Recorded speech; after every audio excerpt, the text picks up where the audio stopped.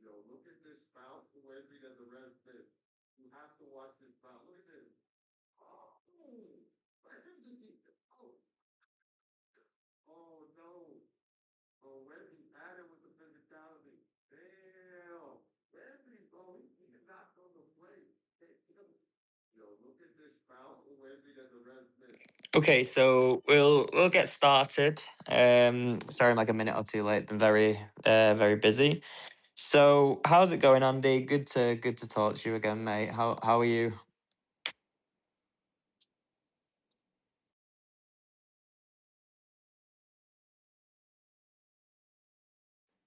Can people can people hear me right now, or is my internet bugging? Are we good? I think it might have kicked Andy off. Okay, I'm not sure what's going on with the. Have to add him as speaker again.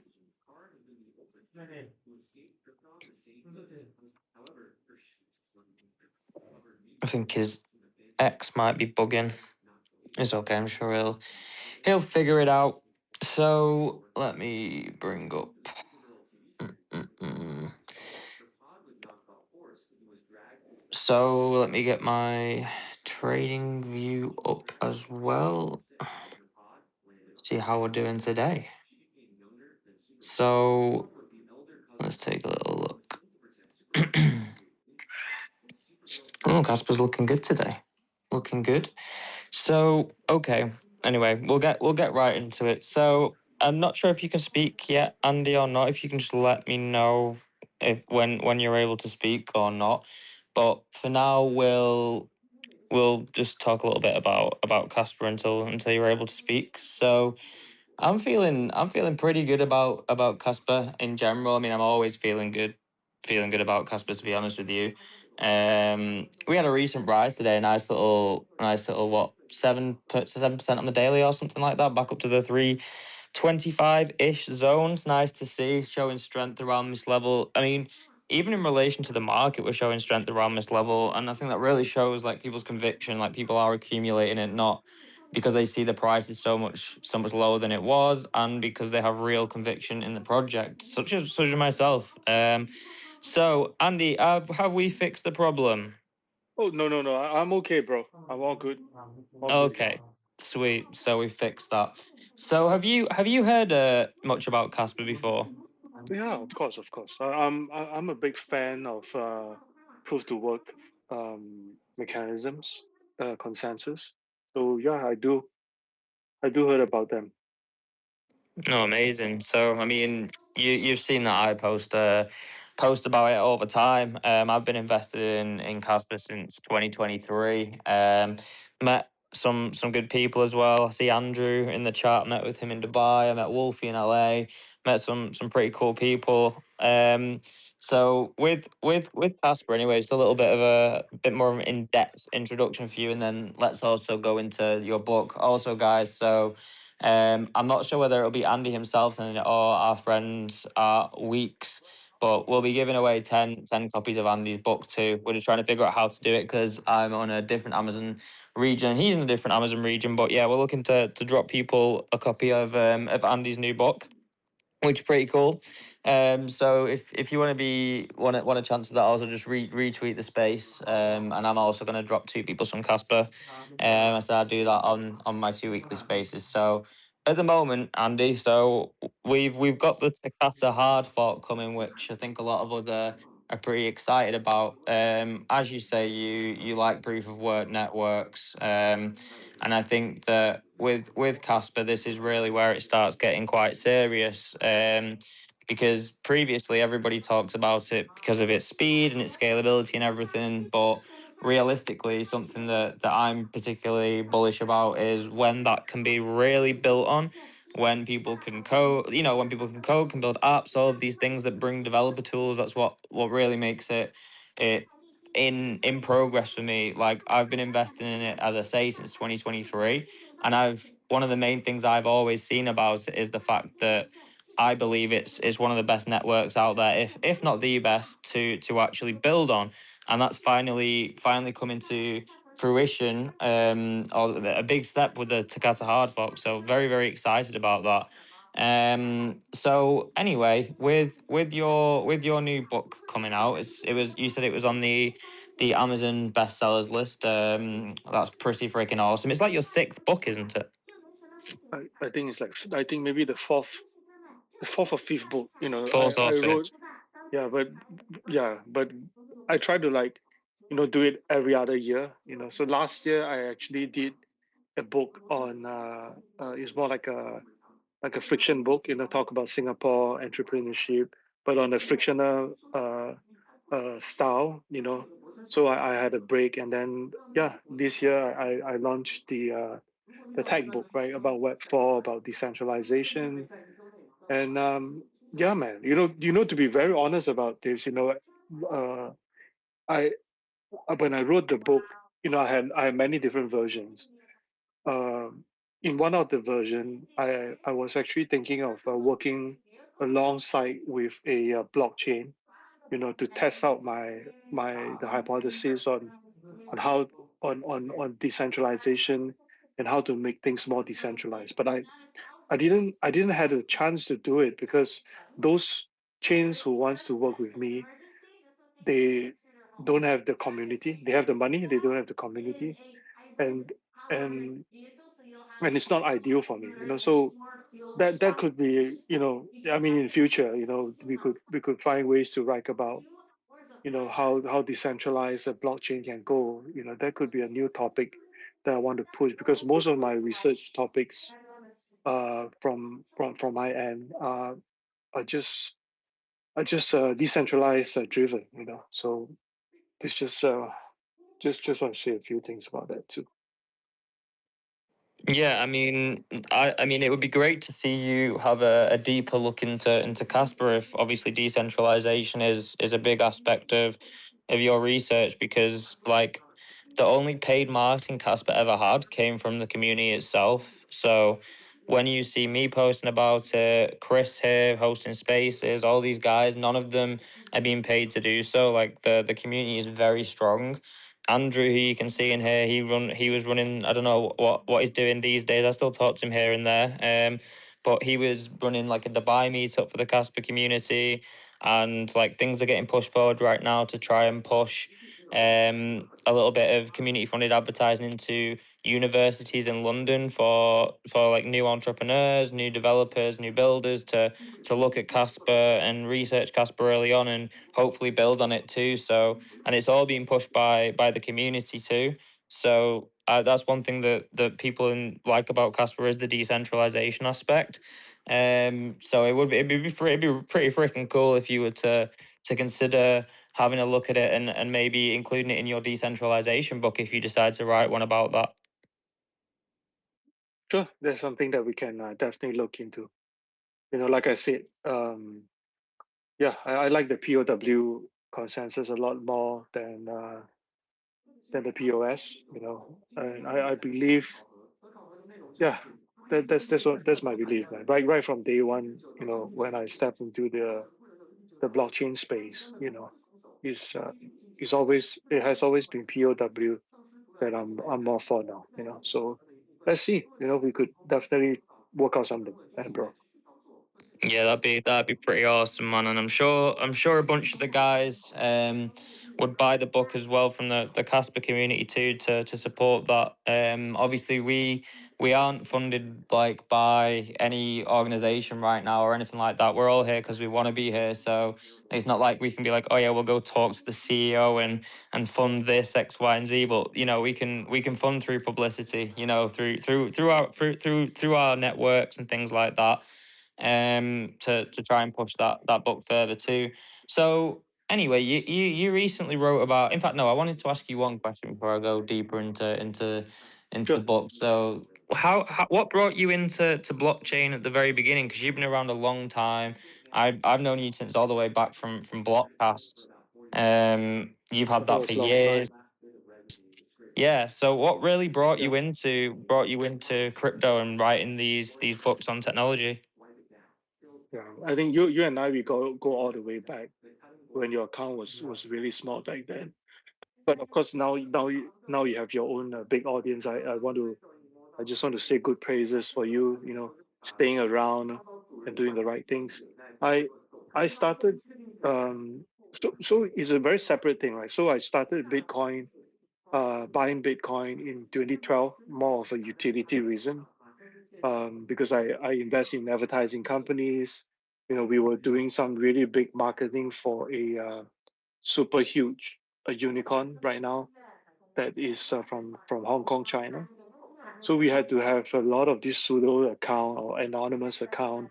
So I started to dabble into Bitcoin back in 2012, more for utility reason. We use it to buy some of these accounts, in the gray market. I didn't see that as a form of money back then, but it's more like a nice barter trade coin that we buy it off the web and then use it as a point system to get what we want. Um, Fast forward to 2017, that was the time where I got in really full time into the space because I kind of getting really sick of the corporate investments, and it's really boring. So in one of these, so I invest in medical, right? So in one of these medical session held by a big pharmaceutical company, we talk about authentication, and then we talk about supply chain. We talk about fake medicine. Because I was in that line, and I really hated all those fake medicine when some of our patients bring in their medicine, and we see that, oh shit, this is like a fake one, man. So, and long story short, I got to know that, oh, maybe everything can be track and trace using the blockchain technology. And that's the time when I came in. I never turned back, right?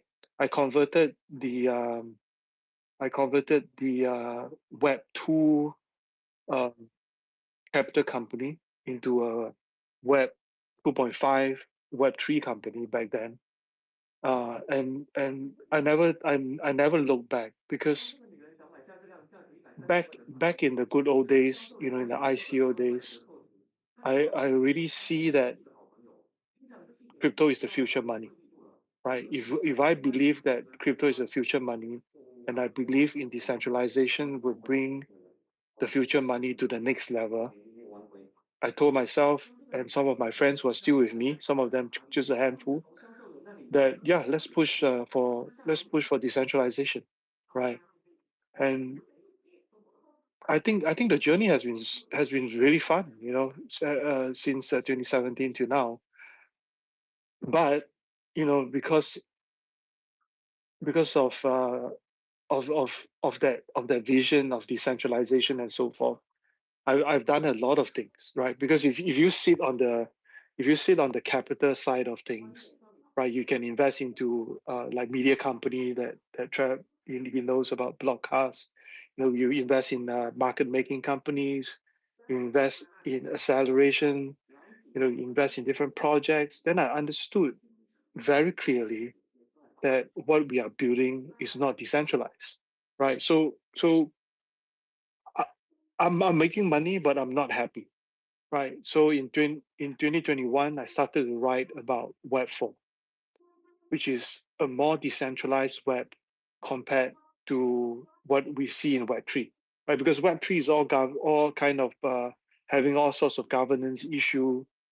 We have a lot of VCs controlling everything. Right. And of course, I benefited from that. But I didn't like that structure, because it's just getting scammy, but of course not as scammy as what you see right now.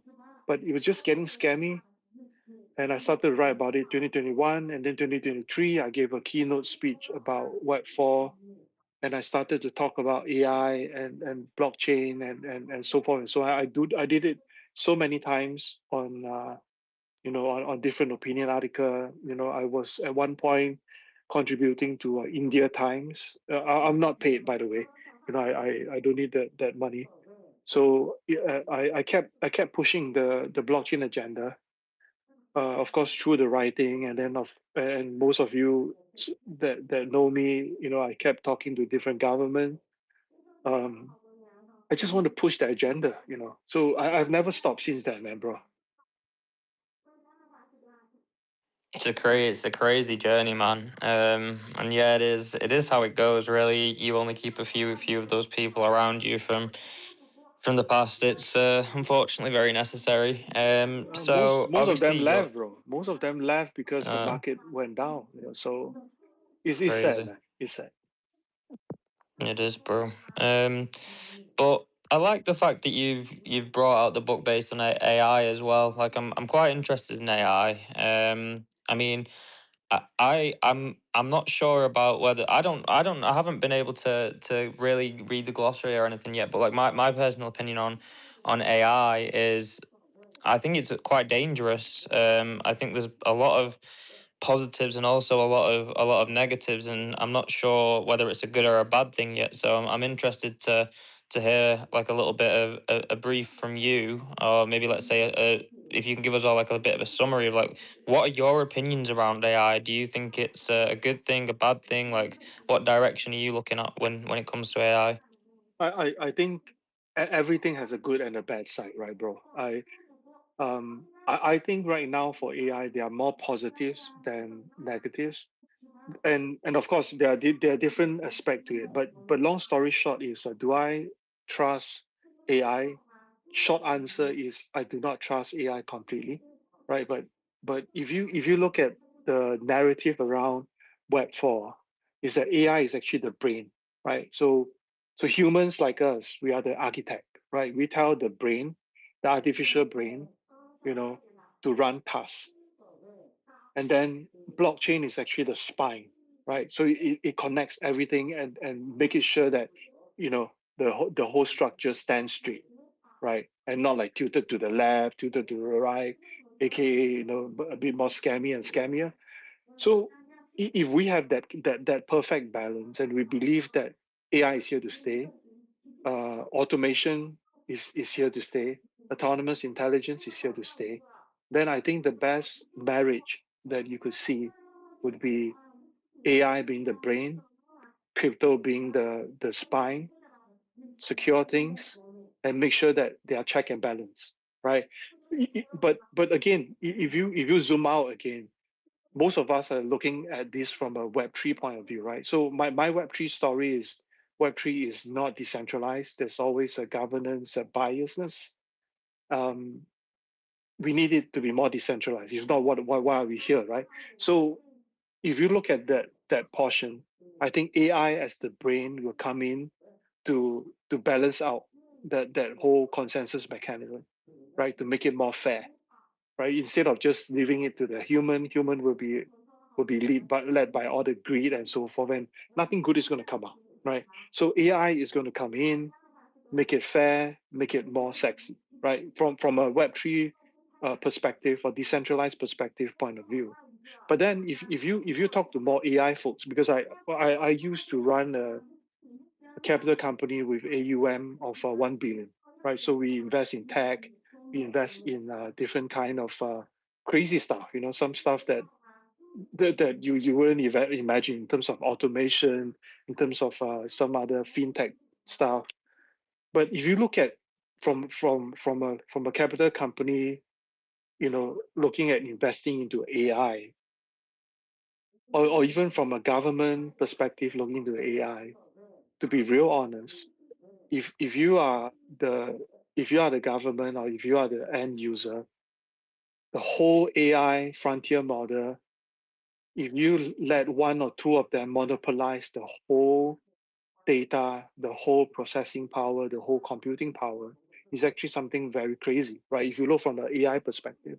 So some of us, including myself, and I think some other friends in Silicon Valley as well, we we think that AI should also be decentralized, right? Everybody plays a part, right? Everybody is part of this whole AI community. You contribute, we delegate the power to all the community. We run the AI, we share the computing power, and that become a fairer, safer AI, right? Instead of just one big centralized failure that we really hate. So even the AI folks are also looking at it from this angle.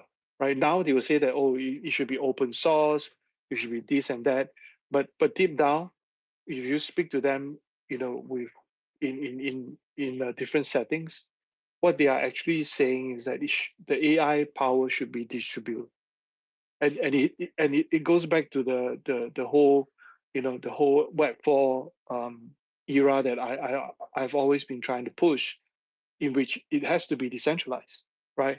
So long story short, again, I think AI is not the smartest thing right now, because it is like an intern, very hardworking, but never really always on point, right? So, and if you trust AI to just do your trading, most times they will just fuck it up, because the data that they pull, you know the the and then some of these legacy issues within the blockchain itself, it's just not fast enough, for them to react in split second. Like, for example, a high frequency trading and so forth. It doesn't really gel very well with that decentralized model, right? So if we want to, I mean, with that AI model, but if we want to really push, AI and blockchain together, there's a lot of things that we need to change. And if we need to trust I still strongly suggest that, trust those AI that are more decentralized. It's the same concept as what we have always been thinking about, about money, about fiat, and so forth. So AI got to be decentralized too, in my opinion. Yeah, I mean, we've already seen instances where data is essentially being transferred to governments from the use of AI, even if it's only subtle right now in some instances. Yeah, I think you're right. For privacy reasons as well, like I think the world very much underestimates data. Like the amount of data that's collected from us every day. Like even when you go onto websites or you sign up to an email list or you buy from a store and then they ask you to give you, they want to give you an e-receipt so they collect your email. Like the amount of data that's collected on a daily basis is absolutely absurd. But like on the topic of decentralization, I think that's one of the key factors that appeals to a lot of the Casper community too. We basically are a decentralized movement. Like everybody pushing it is pushing it because they support the technology, they believe in the technology. People obviously have financial incentive in the fact that they want to profit from their investments, but they invested in it primarily, in my opinion. I mean, I don't see how they could have invested in it in any other way unless they're just gambling. Because they believe in the technology. Obviously, the block DAG and well now the fact that the Takata hard fork is going to be released on June the 30th. I think it's when people can really start considering to build on the Casper network. And that's something that I mean for me it's a big thing. Like it's great to be fast, it's great to be scalable, but the programmability was a big thing. So this is a big step in that direction. How are you, Chris? You all right, mate? Yeah, I'm doing really well, thank you, and thanks for having me up on stage with you guys. And pleasure to meet you, Andy. I think you've got a very interesting story, so I certainly would love to read your book for sure. Um, I've just been sitting listening and taking it all in because I think it's been fantastic actually so far. Sorry, so far, but honestly, everything you've been saying, Andy, is like it. It all points to Casper. And again, I'm saying this. I've obviously got my bias, but I would love you to really study Casper because, like the reason you really want to push decentralization is because it needs to happen, and you really want that neutral layer, and like this is why a lot of us loved Bitcoin in the beginning as well. It was the first true neutral layer that came onto the scene. And then we started going on to proof of stake and things like this. And ETH was like the programmability layer, but it had to shift to proof of stake. And that's a shame because you start to negate on some of the decentralization aspects of it and sometimes some of the security aspects of it. But Casper has actually managed to achieve, and please don't take my word for it, I really would love you to study it. Casper's actually managed to achieve a Bitcoin like standard for security and decentralization, whilst now being able to scale fast enough for the programmability layer as well, and which is what this Takata hard fork is starting to achieve. It's starting to bring programmability actually on the base layer. And going on to the decentralization aspect, because I know, Andy, you were obviously talking about that a lot, and it means a lot to you. And again, it means a lot to us as a Kespa community as well. The decentralized aspect of Kespa is huge, because to run a node at the moment, you can do it on like $150, $200 hardware. And this is what decentralization is. It's allowing anyone to take part in it. And it's the same for the hardware requirements for mining, for example. You can run a small miner, small hash rate miner, and still be hitting blocks, because the block production is so quick on Kespa. But the beauty of it is it's still maintaining that sort of Bitcoin like security. And so I think, and talking on AI as well, I know that I don't know if there's anything in the works yet, but I know that some of the core contributors on Kespa have been talking about proof of useful work as well coming into play. And now, for me, that would play exactly into a decentralized sort of AI setup as well, because you're actually getting the miners to do useful work, which in terms of AI can utilize that.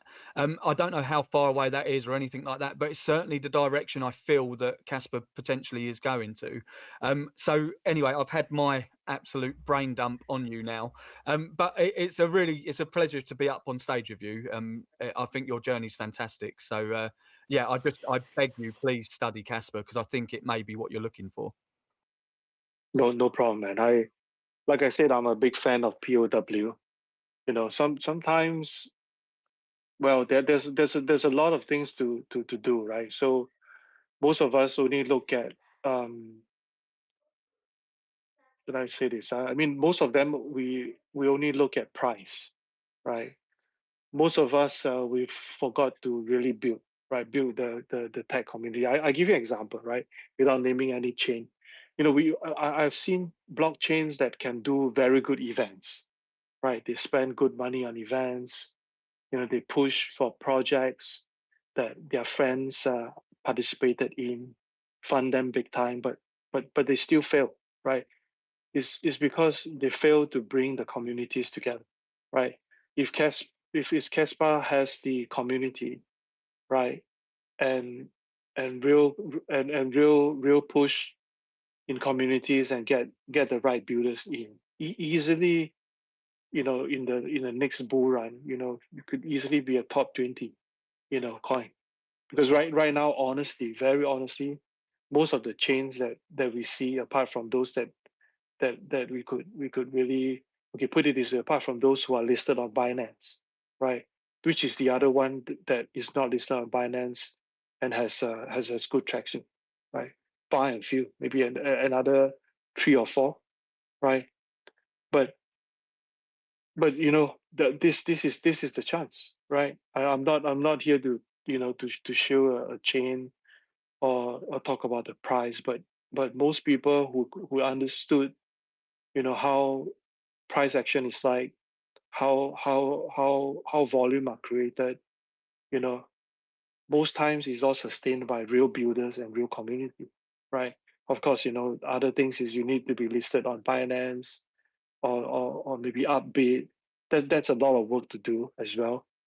But ultimately, very honestly, you know a top 20 token, would be probably where good blockchain should end up. So I'll definitely look at you guys closer, bro. you know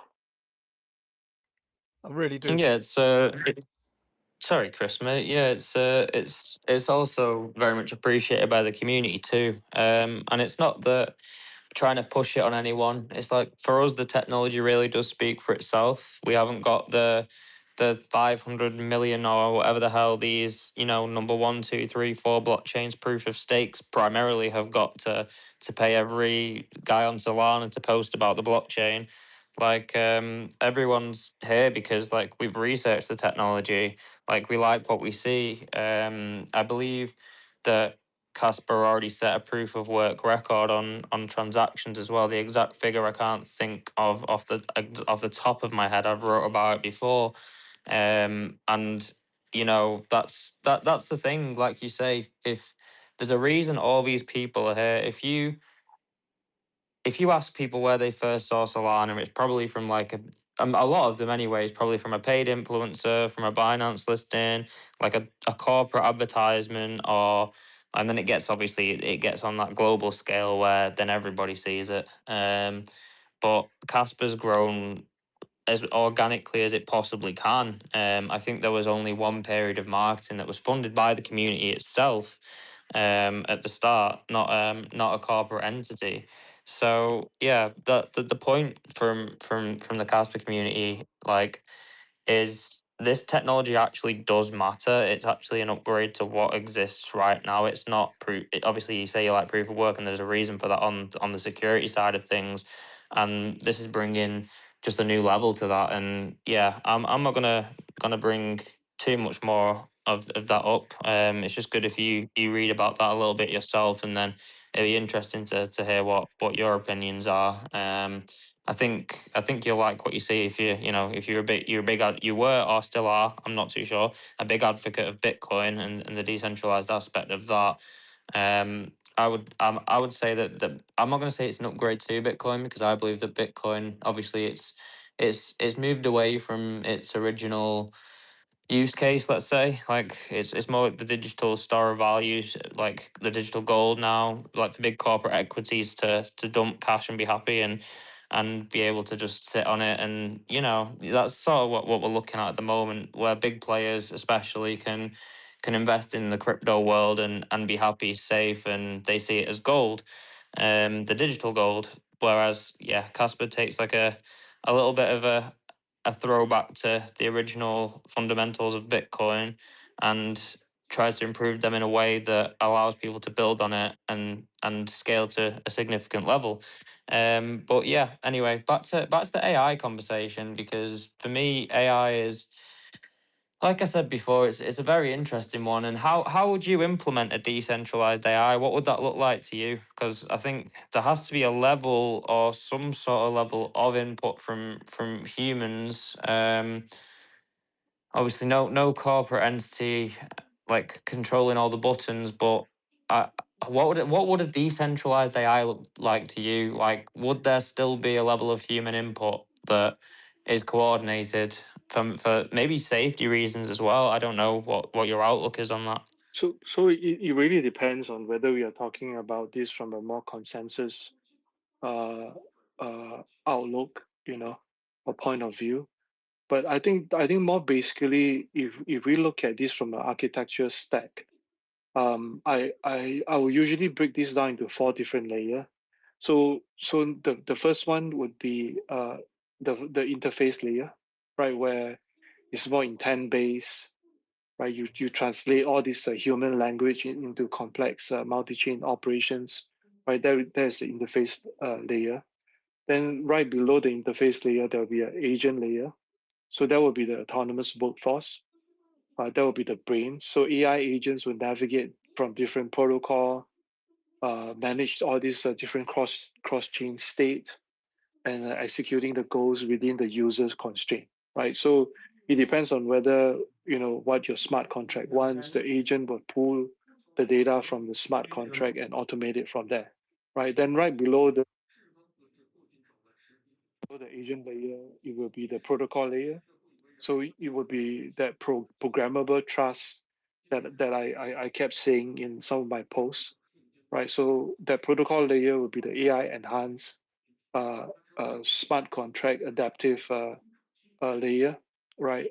That you can use it for scaling up. You can use it for rapid microtransaction. So this is what you can see right now from a protocol layer.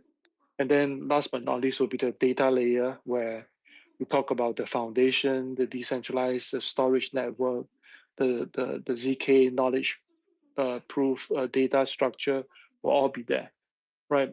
Some of us, after looking at this uh, this four layers, say, oh, Web3 has it too, right? but it's actually not true.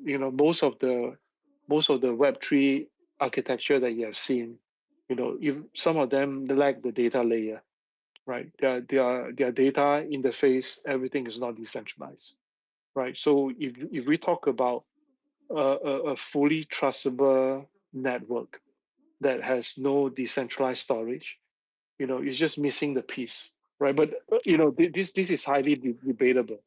If you talk to some of these blockchain architects that are really,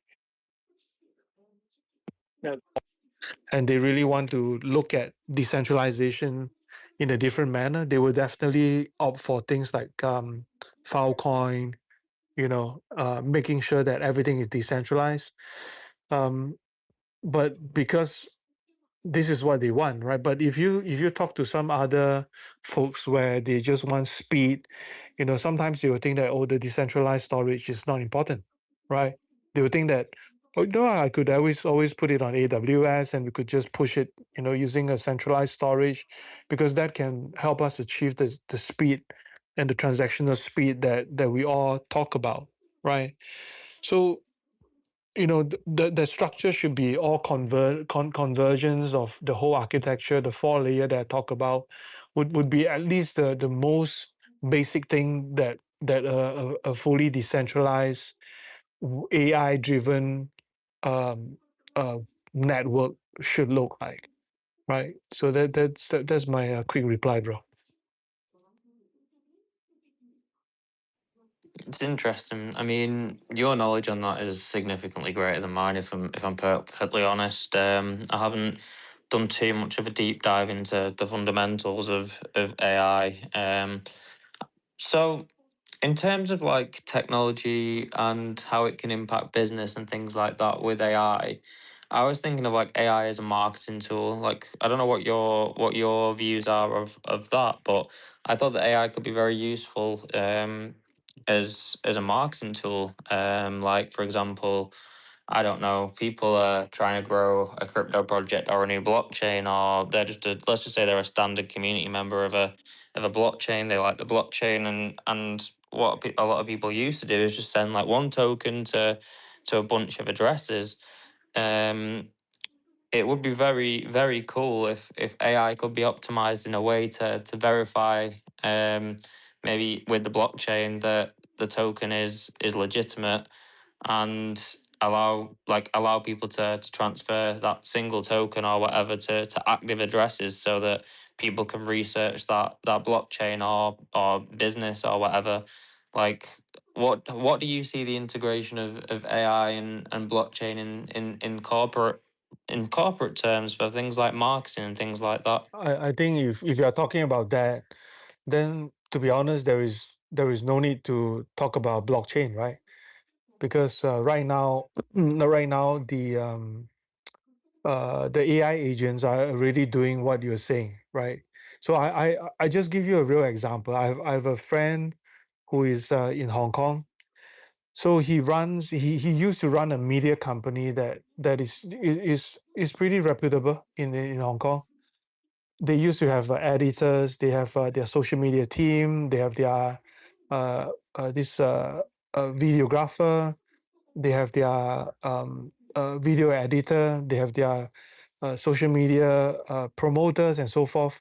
Right now, the whole company is down by 50% and going to be more. They only kept the videographer, all the video edit guys, the social media poster, the social media marketer, all of them are gone.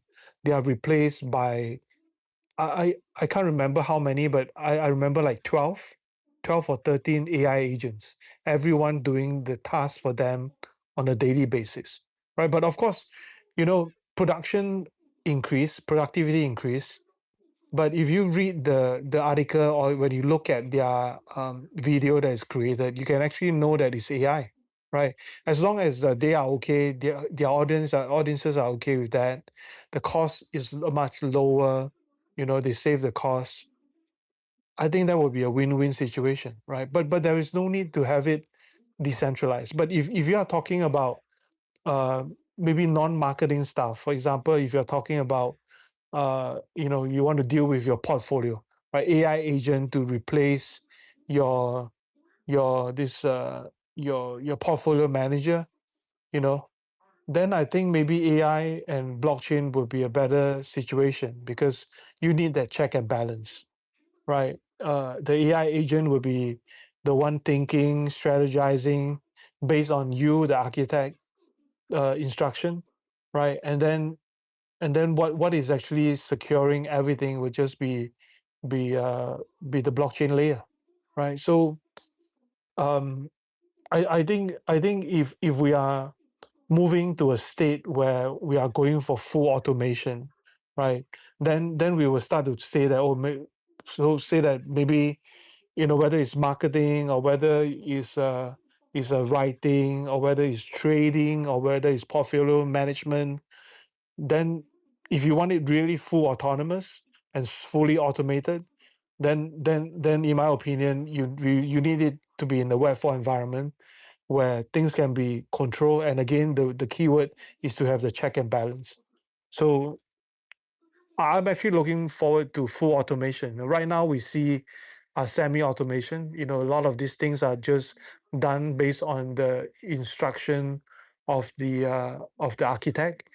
With full automation will happen when they have their own thinking, right? And if they have their own thinking, the brain will give out different instruction based on maybe based on market news, um, based on some key factors that trigger them to think further and automate the whole process, right? Because right now a lot of these automation are still partially manual, right?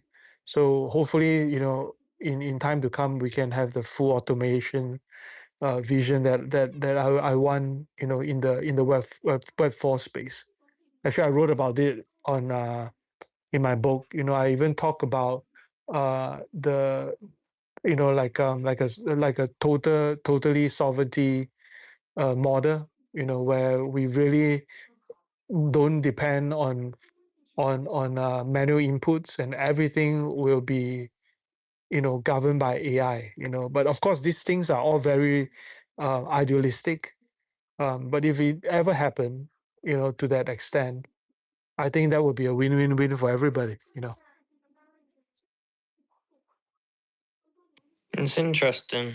It is interesting. But how do you see that as like impacting on a social level? Because like as you were just mentioning there, of like 15 AI agents coming in and doing the jobs of like the marketer, the video editor, the social media manager, or that was one of the ones you said they kept on. But how do you see that from like a worldwide perspective, like where people are obviously their jobs are going to get replaced by AI. Where do all those people then go to make a living?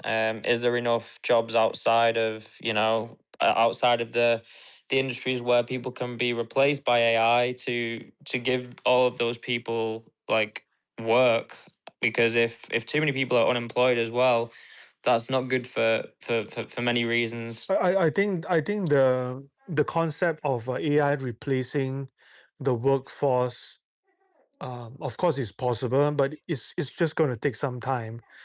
But instead of us worrying about AI replacing human being or replace us, we should ask ourselves, what do we need to do, right? Because it should not be replacing, it should be maybe giving ourselves a new scope, right? Instead of us trying to do all this kind of a valueless a job. I give you a real example, right? So one of our portfolio company, I mean that's before I published the book earlier late last year. You know, there's a young lady who came up and asked. She said, "Hey, Andy, let me ask you, should what is she going to do, right? Because she's in charge of social media, posting and posting and posting, right? So that's basically her job. And she realized that, oh shit, I would probably be replaced by AI because all these AI agents are really getting more useful and faster and reacting to situations a lot quicker than her, right? So I told her there's actually no need to worry about it because you have to find your own niche, right? Instead of you become the social media poster, I always say that you're just posting and posting. How about trying to do some stuff that's more relationship building or viral marketing kind of thing, right? Instead of you just posting it and assumingly that you'll get a thousand likes, for example, you know, can you be the one who build the relationship and bring the thousand likes to the post or the thousand views to your YouTube, right? So I think people got to change their role, you know, and instead of just worrying that they are going to be replaced, you just change your role, right? Same thing, the tech guys, there's a lot of these programmer and developer who kind of get displaced by their current job and work scope. They should think, what else can they do? Can they be a prompter, right? Can they be the supervisor of the AI agents? All these AI agents, you need a handler too, right? If you hire a handler that knows nothing, then things will screw up, right? If you hire a handler that knows programming, right, they can fine tune it, right? You fine tune the prompt, and that is a new job scope, right? The new job scope is you might not be the one that is developing and coding, but you might be the architect behind the coding, right? You are the brain of the brain. So I don't think we should be very worried about AI taking over all our jobs, But at least for the time being, AI is not able to to uh, to change my car tires, right? Then why not everybody be a car tire mechanic or whatever, But this is not practical, right? So I still think that the developer tech role that I talk about is something that is food for thought. Get ourselves used to AI, embrace AI. You know that should be one of the key things that we need to do. In the next decade. Yeah, I mean that does make sense, and I mean there's already many industries where maybe 100 years ago there was so many things that we didn't have now that people were doing manually. I don't know. Like we already before like AI was like properly developed to a strong level. There was already like automated self checkouts at superstores and things like that. And I mean, of human history, it's always been improving products to make them more advanced. So I don't know what solutions really come around. Obviously, what AI cannot solve, but there's gotta be like a new era where there's many things that yes AI can do a lot of things, but like you say, there still has to be human input, like a handler or something like that. For example, I mean, I can't say I'm a big fan of this new pump fund thing that they launched, the bounty thing. I don't like that.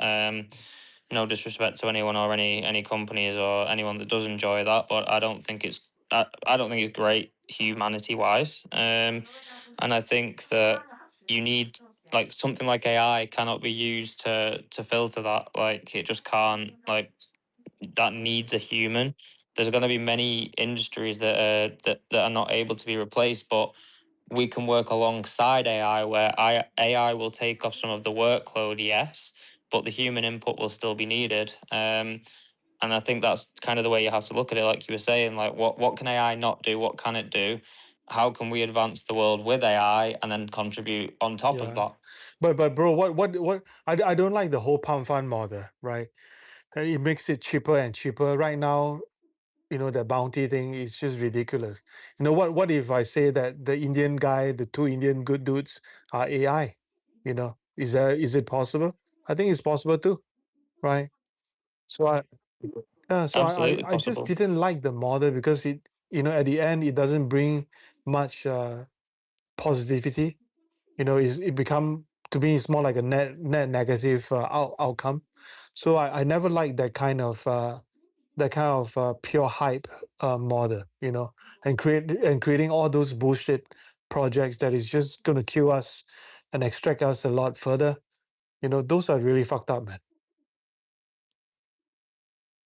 I think as an industry though as well, I think more and more people are starting to see the cryptocurrencies with real value. I think there's like, I don't know whether paradigm is the word to use, but there's certainly a shift where projects that really do bring value to the industry should be getting recognized more. Like a lot of liquidity is flowing out of previous like top 30, top 40 coins that yes, they're legitimate, but they're just not really doing much for holders or for the industry. I think that we are seeing a shift slowly but surely. Like there's only so many people that, yes, okay, like people can like to speculate on things. I get it. Like that's why the gambling industry's been around for so long, and that's all well and good. But like there becomes a point where that hits its peak. People do want value as well. There's only like, for example, there's only so much you're going to go and spend at a casino, and then the rest of your money you want to put in something valuable. Over time, as the world develops, people realize that they manage their risks much better. There's only so many times an individual can get burnt before they really know what they need to be doing, how they want to be setting their future up. For example, if somebody comes into money early in life, let's say someone just won big on a cryptocurrency, whatever the coin is, and they make like, I don't know, $100,000. If that person's never managed more than a few $1,000s before in their life, like they're just going to lose that money because they have no experience in handling it. It's the same way that people come into to meme tokens, like that. You only take so many losses until you realize, okay, well, I need to be putting my money somewhere else. I can still use a bit of money here to speculate if I want to, but financially it is not smart to be doing the same thing over and over and over and over again. So a paradigm shift slowly occurs. Like it has to plateau at some point. Yeah, it has to. Definitely, bro. So I think the narrative of a more decentralized crypto, or more decentralized cryptocurrencies, I think we should always try to preserve that, right? I see that in another space I did, is if if you are like me, I came into the space because I felt that cryptocurrency should be decentralized, and then it's not decentralized. Then what is the selling point of cryptocurrency, right? So that decentralized agenda got to be pushed further and got to be reminded that decentralization is the way to go, right? How it is going to be decentralized, we can always debate about it. But I think if we believe in AI, and if AI is the way to go and we can't avoid it, is our future, then I think these two elements should always be added together to form a win-win situation, that we will get a decentralized crypto, and we also will keep ourselves safe with decentralized AI, right? So I think we need to sell this decentralized vision in a much sexier manner, compared to what we have done so far. Because if you look at a lot of these new projects, they just slap themselves with a 402, and then they say, oh, we are agentic money, right? But if you really think very, very deep, if the agents are so smart, why would they want to use cryptocurrency, right?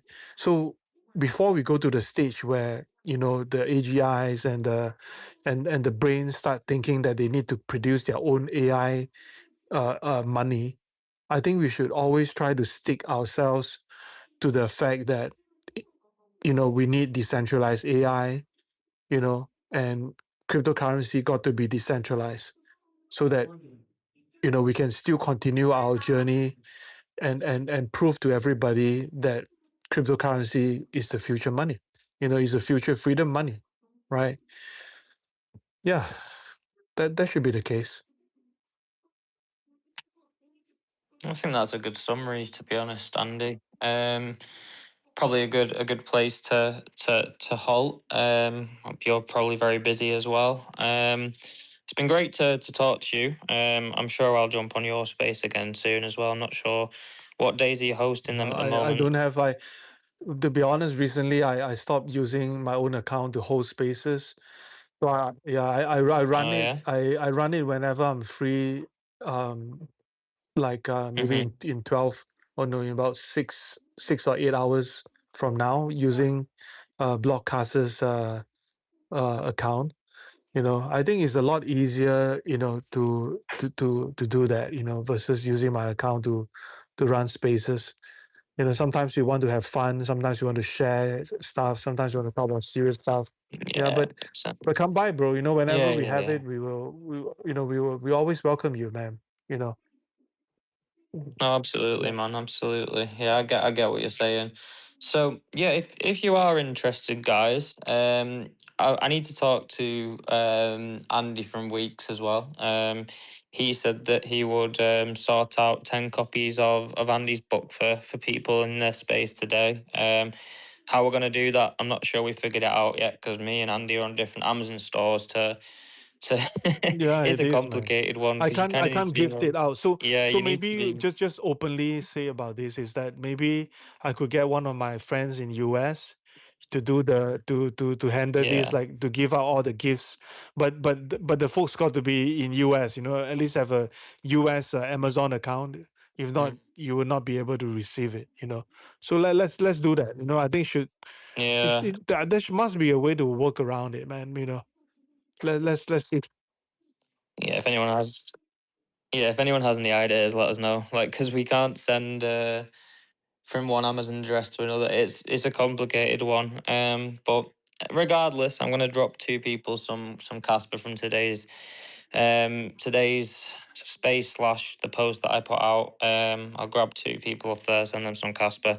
But it's been great to talk to you, Andy. I do think that Casper does kind of fit. Well, it fit in with how you see crypto. It'd be great to hear from you and what you think once you've managed to take a deeper look at it. And if anyone in the audience wants to drop Andy some support as well. His books it's only $8. Very it's about AI. AI is like, well, realistically, I think it's unavoidably going to be a significant part of the future now. It's another tech upgrade, so worth a read. And he's got a lot of knowledge to share. So thank you Thanks, for bro. for your time, Andy. I appreciate you Thanks. taking the time. Appreciate you taking the No time out of your problem, man. day, I'm bro. gonna head to sleep now. Lots of love for you, bro. Keep in touch. Bye, guys. Yeah, get some rest, brother. Take care, guys. Thanks as well, Chris, Thanks. for coming up. Thanks, Take care, Chris. everybody. Bye.